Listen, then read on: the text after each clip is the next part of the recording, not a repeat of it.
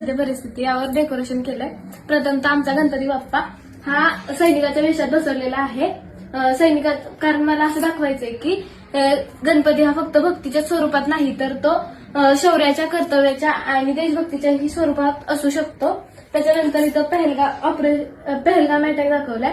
Pahalgam attack या attack Jammu Kashmir मधील Baisaran valley येथे 22 एप्रिल 2025 ला झाला होता। यामध्ये AK-47S आणि M4 कार्बाईनने सज्ज असलेल्या बंदुकींचा वापर करण्यात आला होता। या अटॅकमध्ये हिंदू पर्यटकांना टार्गेट करण्यात आलं होतं। जसं की प्रत्येकाला गोळ्या मारण्याआधी विचारलं गेलं होतं की तुम्ही मुस्लिम आहात का, मुस्लिम असाल तर इस्लामी कालिमा म्हणून दाखवा, आणि जर त्यांना तो आला नाही तर त्यांना गोळ्या मारून जागीच ठार मारण्यात आलं होतं।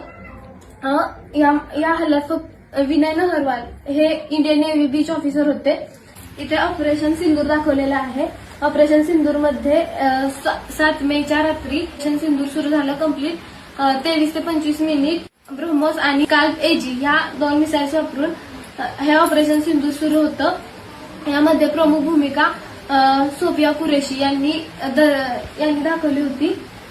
यामध्ये पाकिस्तानमधील 9 दहशतवादी इन्फ्रास्ट्रक्चर विध्वंस करण्यात आले होते। ज्यावेळी एक सैनिक शहीद होतो त्यावेळेस ज्यावेळी त्याचं पार्थिव घरी आणलं जातं त्यावेळेस त्याच्या घरच्यांची परिस्थिती अशी असते की त्याची बायको तुटलेली असते, त्याचे आई वडील पूर्णपणे व्याकुळ झालेले असतात आणि त्याचे मुलं त्या जवानाची मुलं त्यांच्यासाठी बापाची जागा ही रिकामी झालेली असते, पण त्यांच्या डोळ्यात मात्र एक आनंद अश्रू असतो की तो माझा मुलगा हा देशासाठी जगला आणि देशासाठीच गेला। अशा वेळी आपण त्या जवानाला श्रद्धांजली वाहण्यासाठी कॅन्डल मार्च मधून मौन पद्धतीने जवानांना श्रद्धांजली वाहिली पाहिजे। ही गौराई तुला करताना दाखवलेली आहे। यामध्ये देशात अस्वच्छता, भ्रष्टाचार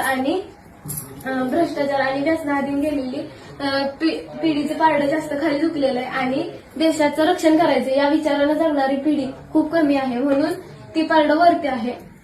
ही गौराई नारी शक्तीचं प्रतीक म्हणून बसवलेलं आहे। जसं की एखाद्या स्त्रीवर जर वेळ आली तर ती गौराई आपल्या परिवारासोबतच देशाचं रक्षणही करू शकते। ही गौराई भारत मातेच्या रूपात बसवलेली आहे।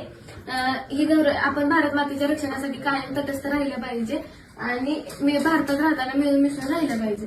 त्या गौराईच्या हातात कमळाचं फुल आहे। कमळाचं फुल हे शुद्धता आणि शांतता आणि संस्कृती दर्शवतं।